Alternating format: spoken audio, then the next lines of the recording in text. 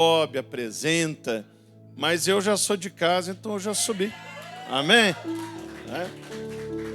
Nós não planejamos, mas de fato é o terceiro ano seguido que eu abro o ano pregando aqui em Sarasota. Então não foi planejado, mas também não existe coincidência, né? Nós cremos que é algo que Deus vem construindo, né? Essa aliança, esse carinho, essa admiração mútua, né? Com o pastor Lucas e com toda a família. Primeira vez que eu vim era mais apertado, aí recuaram, agora estão falando de mudar de prédio. Então a igreja está crescendo, né? Para a honra e glória do Senhor. Amém? Então antes de você se assentar, pega a sua Bíblia, abre no Salmo 121. Deus tem algo para falar conosco essa manhã. Primeiro culto do ano, falar sobre a provisão. Ano da provisão. Obrigado, queridos. Salmo 121, são 8 versículos. Diz assim: levanto os meus olhos para os montes e pergunto, de onde vem o meu socorro? O meu socorro vem do Senhor, que fez os céus e a terra. Ele não permitirá que você tropece e o seu protetor se manterá alerta. Sim, o protetor de Israel não dormirá, ele está sempre alerta. O Senhor é o seu protetor, como sombra que o protege, ele está à sua direita. De dia o sol não o ferirá, nem a lua de noite. O Senhor o protegerá de todo o mal, protegerá a sua vida. O Senhor protegerá a sua saída e a sua chegada de agora e para sempre. Pai, essa é a tua palavra, Senhor. Nós cremos nela. Nós não somos só ouvintes, mas praticantes desta palavra. Que ela hoje traga direções para o ano que começa, para esse novo ano. Nós possamos ter direções tão claras, tão reais, tão precisas, que possamos sair daqui encorajados, empoderados, renovados, revelados. Fala conosco, Senhor. Tira do nosso meio toda distração e usa o teu servo como um canal desobstruído para a manifestação da tua boa, perfeita e agradável vontade. É o que te pedimos. Em teu nome, amém. Você pode se assentar. O tecladista está liberado. Olha a alegria, olha. Eu sempre digo isso. O pregador libera o tecladista. Está aqui desde 7 da manhã passando som. Agora ele pode descansar, meu. Descansa. Recebe a palavra. É que eu tenho esse problema. O Lucas já sabe. Eu não consigo pregar com barulho no fundo, né? Barulho não, né? O som, né? A ministração. A Priscila ficou chateada ali que eu falei barulho. Não é barulho não, viu, irmã? Por favor. Queridos, todos os salmos são maravilhosos. É um livro poético. Vários autores de várias épocas distintas. Você tem lá desde Moisés a Salomão, os filhos de Corá, tantos autores. E cada um deles traz uma preciosidade. O Salmo 121 andou comigo nos últimos 2 anos de uma forma mais intensa do que nos anos precedentes. E de tempos em tempos Deus me insta a trazê-lo para uma palavra de reflexão para a igreja. É muito importante quando você lê um texto da Bíblia que você busque com clareza o seu contexto, porque isso vai trazer ainda mais força para a revelação que Deus te dá. Por mais que Deus tenha inspirado através do Espírito Santo uma pessoa, talvez há 1000 anos atrás, 2000 anos atrás, 3000 anos atrás, numa situação cultural, geográfica, histórica totalmente distinta da que você vive hoje, como é uma palavra de Deus, ela é eterna, ela é pétrea, né? Ela chega em 2025 falando conosco como se estivesse sendo falada pela primeira vez nesse instante. É o rema, a palavra viva. Mas você não pode abrir mão disso. Quem escreveu? quando escreveu, onde escreveu. Salmo 121 é muito importante você entender isso. Primeiro, quem escreveu o Salmo 121? Foi Davi. Davi escreveu vários salmos. Tem salmos de Davi que são muito mais falados, lidos e pregados que o Salmo 121, Salmo 23, por exemplo, né? Mas você apenas conhece informação de que foi o rei Davi, aquele que era um homem segundo o coração de Deus, aquele que muitas vezes substituiu o próprio nome de Jesus. Lembra do cego Bartimeu? Filho de Davi, tem misericórdia de mim. Então, em vez de falar Jesus, ele falava filho de Davi. Por quê? Porque Davi foi considerado o maior rei de Israel. E que eles esperavam que alguém voltasse em algum momento e exercesse um reinado tão potentoso, tão próspero, tão vitorioso quanto ele. Então eles chamavam Jesus de filho de Davi. E aí então, quando você pensa nesse Davi, rei, nesse Davi cujo nome é associado ao nome de Jesus, aí você talvez possa ser tentado a pensar assim, poxa, para ele é fácil falar isso, né? O meu socorro vem de Deus. Ele era um rei, ele era vitorioso, ele, né, tem uma história, um legado. Então, para um homem como Davi, deve ser muito fácil escrever um poema e falar que Deus está ali, que Deus é o socorro dele. Por isso é importante também saber quando ele escreveu esse poema. Quando ele escreveu esse poema, ele ainda não era rei. Ele vivia uma circunstância extrema, difícil, eu diria até desesperadora, desalentadora. Vocês conhecem bem a história de Davi, mas é bom nós lembrarmos. Davi era o mais jovem de uma série de vários irmãos.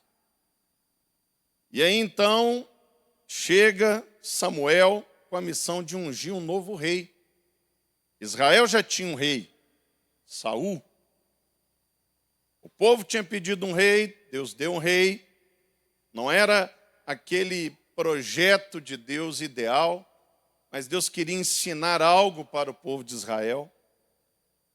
Quando o povo pede um rei para Israel, comentava isso ontem em Tampa, na pregação, quando Deus vai até Samuel e pede um rei, Samuel fica triste, ele vai diante de Deus e fala assim, olha, o povo de Israel quer ser igual aos pagãos. Eles olharam os outros povos e querem ser iguais a eles. Eles querem ter um imperador, um rei. Aí Deus fala, pois é, ter um rei implica o quê? Vai ter que pagar imposto, né? Vai estar na mão de um homem. Aí Samuel fala assim, poxa, eles não me querem mais liderando eles. Aí Deus corrige Samuel, fala assim, não é você que eles estão rejeitando, Samuel, é a mim que eles estão rejeitando. Porque Deus era o rei de Israel. Ele que reinava sobre aquele povo. Os juízes eram meio que um primeiro-ministro, um mensageiro, um executor de justiça. E aí Deus então manda Samuel procurar na menor tribo, na menor família de Israel. Samuel vai lá na tribo de Benjamim, que era a menor tribo, procura a menor família. E lá Deus orienta ele a encontrar um homem chamado Saul. E Saul ele tinha uma profissão antes de se tornar o primeiro rei de Israel. Qual que era a profissão de Saul? Exatamente.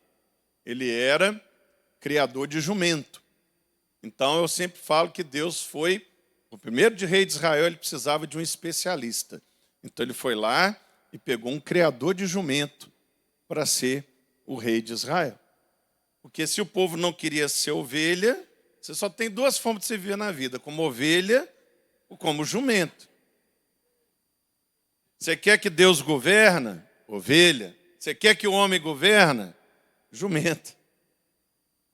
O jumento é aquele animal que empaca, que é difícil, teimoso, indomesticável. Quando Samuel vai procurar Saul, não, Saul ele está atrás dos jumentos, que os jumentos fugiram. Os jumentos tinham fugido. E Saul foi rei de Israel. Ele começou bem, mas ele se perdeu. Ele começou a ajudar Deus. Sabe quando você quer ajudar Deus? Ele toda hora queria ajudar Deus. Ele queria fazer do jeito dele, porque ele achava que do jeito dele era melhor do que o jeito que Deus pediu.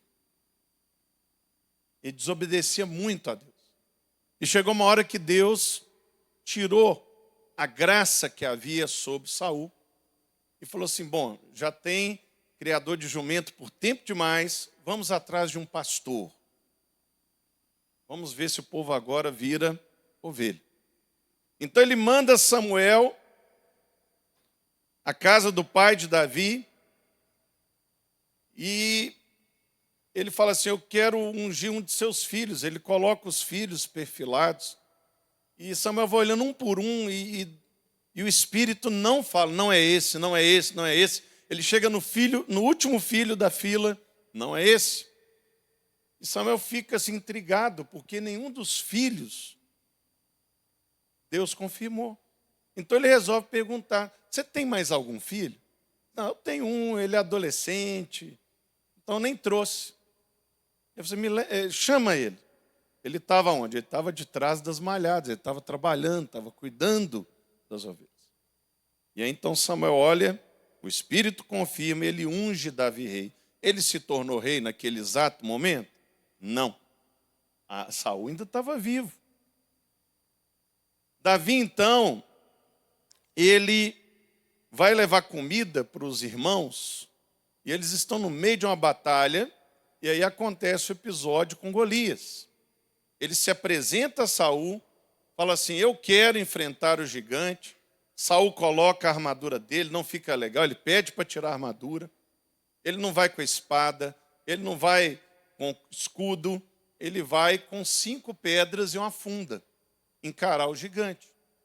Tem muita gente que acha que ele levou 5 pedras, porque se ele errasse a primeira, tinha a segunda, a terceira, a quarta. Mas Golias tinha 4 irmãos. E geralmente, se o irmão morre, o outro quer vingar o irmão, não é isso? Então ele tinha uma pedra para cada irmão. Ele tinha certeza que ia acertar na primeira. Mas se viesse os irmãos dele, ele tinha um para cada irmão. Porque ele sabia que ele não estava indo com a espada, ele estava indo em nome do Senhor dos Exércitos. Ele vence Golias, ganha a mão da filha do rei, vira genro do rei. Ele entra para o exército de Israel. Ele sobe, ele é promovido a chefe da guarda de Israel. Ele conquista a admiração, a amizade e o respeito do filho mais velho do rei. Havia todo um cenário sendo construído para que Davi, de fato, fosse o sucessor de Saul. Ele já tinha a conexão parental, porque se tornou genro. Ele não teria problema com o sucessor natural, porque Jonatas o amava de tal maneira que ele não se importaria se Davi fosse rei ao invés dele. Quem conhece a história sabe. Esse texto é muito distorcido aí para uma comunidade, né? Porque fala que Jonatas amava Davi mais do que as mulheres, né? Mas o que está falando ali é de amizade. É de que ele tinha ele como se fosse um irmão. Que ele não teria dificuldade de reconhecer que Davi era a pessoa ideal para suceder o pai dele. E Davi ainda tinha mais uma coisa que era muito importante para alguém se tornar rei. Ele tinha popularidade. Quando andava pela cidade, voltando das guerras, as mulheres cantavam assim: Saul matou seus 1000, Davi matou seus 10.000. Agora é óbvio que Saul começou a perceber que Davi estava ficando mais popular do que ele. E diz a Bíblia que ele foi possuído por um demônio. Um demônio. E Saul começou a criar uma paranoia a respeito de Davi. Ele começou a perseguir Davi. Ele tentou matar Davi uma vez. Davi teve que fugir. E ele perdeu a conexão com a sua esposa. Ele perdeu a conexão parental. Davi passou a ser um foragido. Davi foi até Jonatas, pediu para Jonatas ir lá conversar com o pai dele. O pai dele tentou matar Jonatas, de tão enlouquecido que estava. Então ele perdeu o recurso da amizade que ele tinha com Jonatas. Uma a uma ele foi perdendo todas as coisas. Ele deixou de ser o chefe da guarda do exército.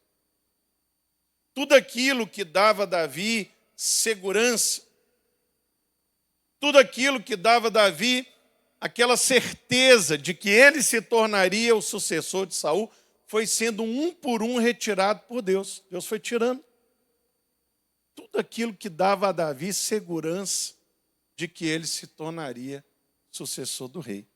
Ah, mas tinha uma coisa que Davi não esqueceu. Eu fui ungido por Samuel. E ficava assim, fui ungido. Cuidado com o usual aí. Porque presta atenção no que eu vou falar. Eu tenho certeza, não é um achismo. Quando você lê esse texto, quando você entende o contexto, ele tinha assim, poxa, mas se de tudo me for tirado, é só chamar Samuel e ele testemunha para o povo que Deus mandou ele me ungir rei. Eu posso perder a minha esposa, que é filha do rei, eu posso perder a influência no exército, a amizade de Jonatas, o respeito do rei, mas eu ainda tenho o quê? A unção do profeta. O profeta me ungiu. Se alguém questionar, fala assim, conversa com Samuel. Pergunta lá, Samuel foi lá e me ungiu. O Salmo 121 foi escrito nesse momento. Davi estava foragido no deserto de Parã. Ele teve que ir para o deserto para não ser encontrado pelo rei. E aí então ele solicita informações a respeito de Samuel. Ele recorre. Vai lá, vamos saber a respeito de Samuel. Como é que Samuel vai se posicionar em relação a tudo que está acontecendo? E aí chega o mensageiro e fala assim, Davi, encontramos Samuel e ele morreu. Samuel está morto. Aquele que poderia chancelar que ele era o sucessor de Saul. O último recurso que ele tinha, ele perdeu. Ele estava no deserto de Parã e a última, agora entendo o que eu vou falar, a última muleta que ele tinha para ter segurança de que ele se tornaria o rei, Deus tirou dele. Deus tirou tudo. Deus deu tudo e depois ele tirou tudo. Assim, mas que Deus sádico. Não, porque Deus não queria que Davi fosse Saul II. Ele não queria que Davi repetisse os erros. Saul recebeu tudo e ele largou tudo. Por quê? Porque chegou uma hora que Saul começou a achar que era ele que estava conquistando as batalhas. Ele que estava sendo um bom rei. Ele esqueceu que era Deus. E ele se perdeu. No final de Saul, vocês sabem, ele suicidou. Ele pediu para matar ele, nem isso ele conseguiu. Ele teve que se matar. Por quê? Porque ele recebeu tudo de Deus e começou a achar que era tudo saindo dele. Então Deus deu tudo para Davi e depois ele tirou tudo de Davi. Tudo. E ali no deserto de Parã, quando a última muleta de Davi foi tirada, ali foi o teste dele, para saber aonde estava o coração dele, aonde estava a convicção. Ele não podia mais ter convicção no rei, ele não podia mais ter convicção que era genro do rei, ele não podia mais contar com a popularidade, ele não podia contar com o cargo dele no exército, nem as vitórias nas batalhas. Ele não podia contar com o profeta que ungiu ele para ser sucessor de Saul. Davi era um poeta, era um homem muito talentoso, era um músico. E ali no deserto, sem a harpa, né, que era o instrumento que ele gostava de tocar, vem essa inspiração do Espírito Santo. Nunca mais você vai ler o Salmo 121 do mesmo jeito.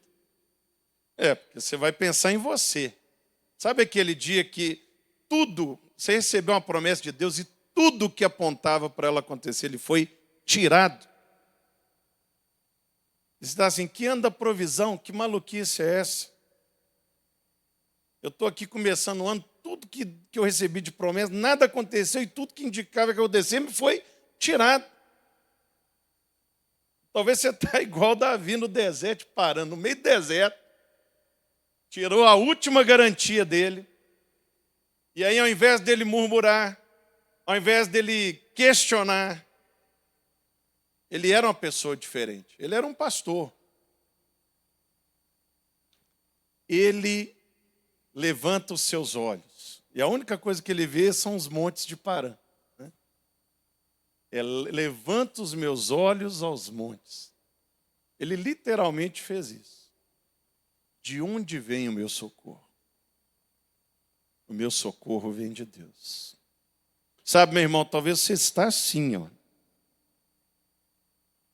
Eu sei bem o que é isso, que de vez em quando, literalmente, né? O Josué me imita muito, né, amor? Quando eu estou frustrado, eu faço assim. O meu corpo fala, né? Nós, às vezes, estamos assim, desesperançosos. Talvez você tenha até uma promessa, mas parece que Deus tirou tudo, absolutamente tudo que apontava para que ela se cumprisse. E tudo que você precisa fazer hoje é olhar para os montes. O seu socorro não vai vir do chão. O seu socorro vem dos céus. Davi, ele olhou para os lugares altos. Ele olhou para o céu. E aí ele encontrou a convicção. Meu socorro não vem do fato de eu ser casado com a filha do rei. O meu socorro não vem pelo fato de eu ter sido um chefe de sucesso no exército. O meu socorro não vem do fato do profeta ter me ungido rei.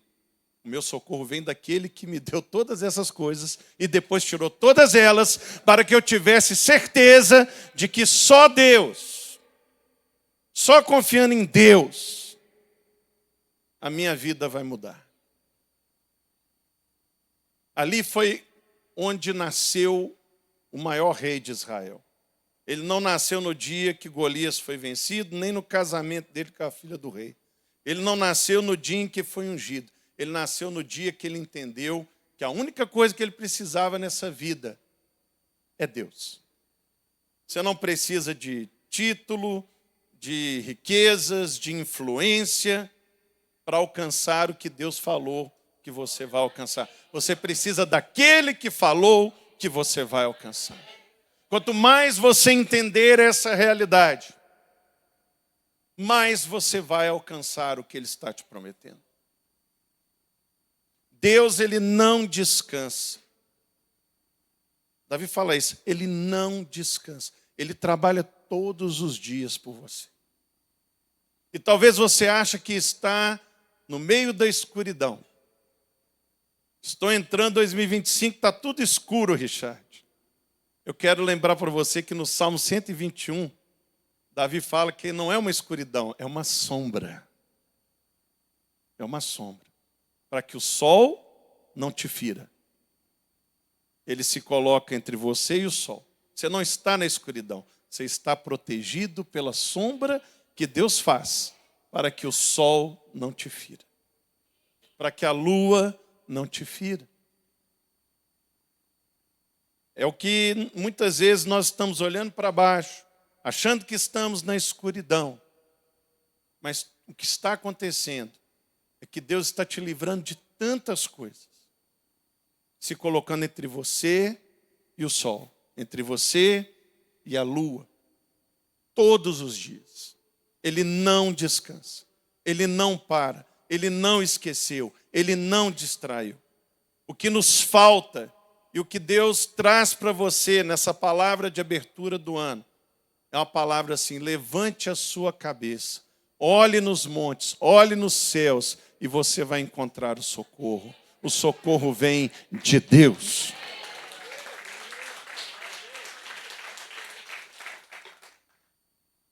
Queridos, eu sei que muitas vezes ouvir isso, nós ficamos assim, mas e aí, Richard? Isso é muito subjetivo.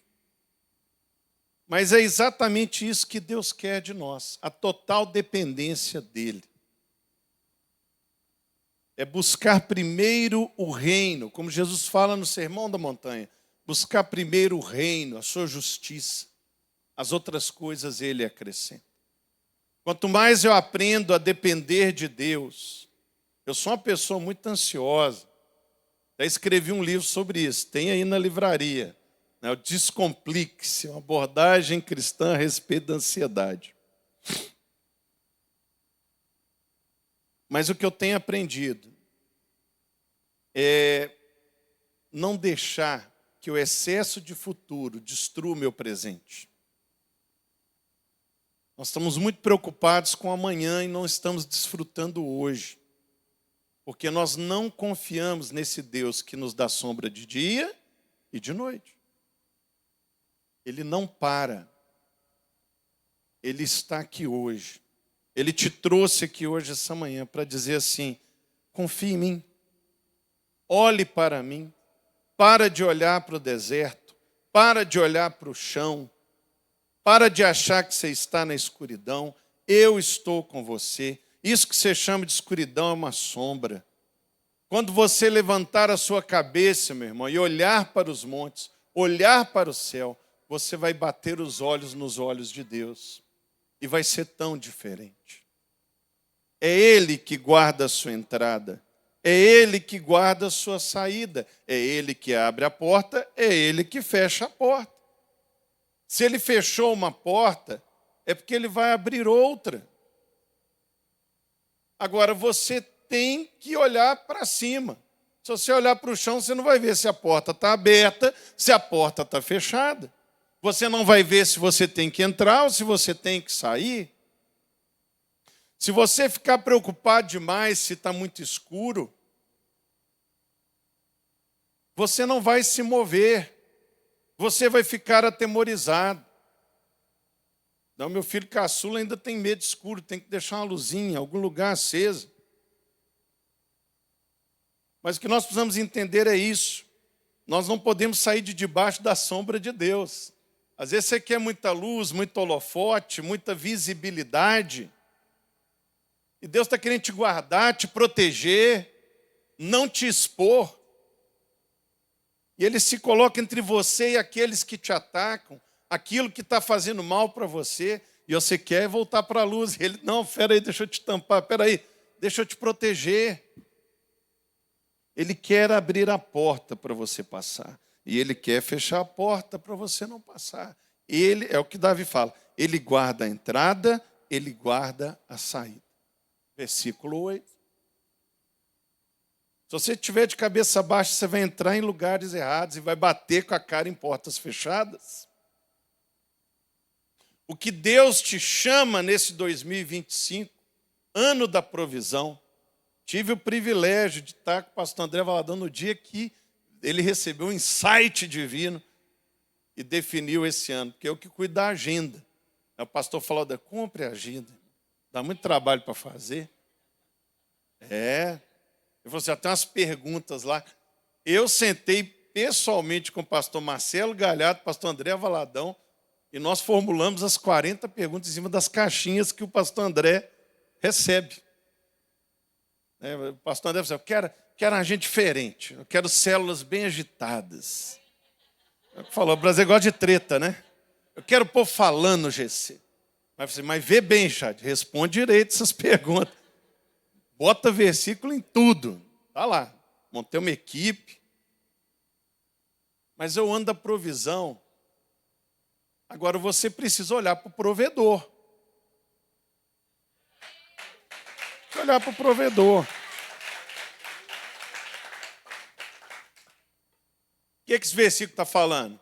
Ele provê socorro, ele provê segurança, ele provê proteção, ele provê portas abertas, ele provê portas fechadas. Você não precisa de um título. Você pode ter, mas você não precisa. Você não precisa dos bens materiais. Eles são importantes, são. Mas você não pode tornar aquilo um Deus na sua vida. Se Deus não vigiar a sua casa, em vão vigia a sentinela. O que nós precisamos é dele. Você cantou aqui, né? Por ele, porque dele. Né? É isso. Nós precisamos dele.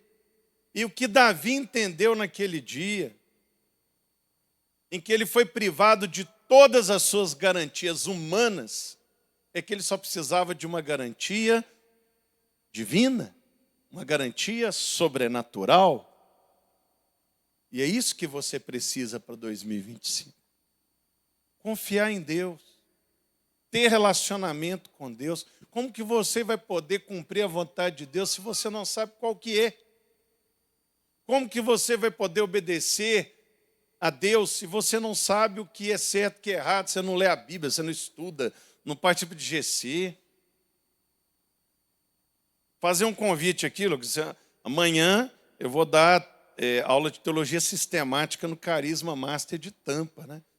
Se você é líder e tiver condição, mesmo você que já tenha feito carisma, porque é uma disciplina que é a primeira vez que ela está sendo ofertada nos Estados Unidos. Nos Estados Unidos. Teologia sistemática. Estude a palavra de Deus. Tenha intimidade com Deus. O que fez diferença para Davi, o que fez Davi ser um rei diferente de Saul, é que ele aprendeu a depender totalmente de Deus. Até quando ele pecou, até quando ele pisou na bola, foi a dependência dele de Deus que deu força para ele se arrepender e voltar para os caminhos certos. É o que você precisa para 2025. É o que nós precisamos para 2025. Erguer a cabeça, olhar para os montes e ter a certeza de que só tem um lugar que você vai ter o socorro bem presente na tribulação. Eleva os olhos ao monte. De onde vem o meu socorro? O meu socorro vem de Deus. Vamos ficar de pé em nome de Jesus? Feche seus olhos, curva sua cabeça. Querido, eu não sei como você está entrando nesse ano, mas talvez você está num deserto igual Davi estava. Talvez você está desvencilhado de todas as garantias que te davam convicção de que você teria um ano diferente. Mas o Senhor me trouxe aqui, pela terceira vez, para abrir pela terceira vez um ano, para que você fosse lembrado daquilo que você não pode esquecer. Que só tem um lugar onde você tem um socorro certo. É em Deus. O Senhor te chama essa manhã para levantar a cabeça. Parar de olhar para o chão cabisbaixo, mas olhar para além dos montes, olhar para os céus, olhar para Deus e mudar a sua percepção a respeito de onde você vai encontrar o seu socorro, de onde você vai encontrar a sua resposta, de onde você vai encontrar a sua vitória, sua conquista no ano de 2025. Eu quero orar por você. Você que está precisando olhar para os montes. Você que está assim, Chad, eu preciso desse socorro, mas está tão difícil. Você não precisa fazer isso sozinho. Talvez você está aqui pela primeira vez, nessa igreja, nos visitando. Talvez você já venha aqui há algum tempo, mas está vivendo esse drama, essa luta. Espiritualmente você está frio, você está desanimado. Parece que tudo que te dava segurança foi tirado. Mas foi tirado para você ter segurança em Deus. Então nós vamos ministrar uma canção aqui agora. Enquanto essa canção estiver ministrando, se você é essa pessoa que precisa levantar a cabeça para 2025, eu queria te encorajar a você saísse do seu lugar, viesse à frente. Nós como igreja vamos orar juntos. Nós vamos orar juntos. Nós vamos declarar: o meu socorro vem de Deus. Pode vir sem nenhum constrangimento. Deus quer que você comece esse ano diferente, de cabeça erguida, com uma convicção tão profunda E às vezes é difícil buscar isso sozinho. Mas o Senhor te trouxe para uma igreja que acredita. E enquanto estivermos ministrando esse hino, sai do seu lugar e vem.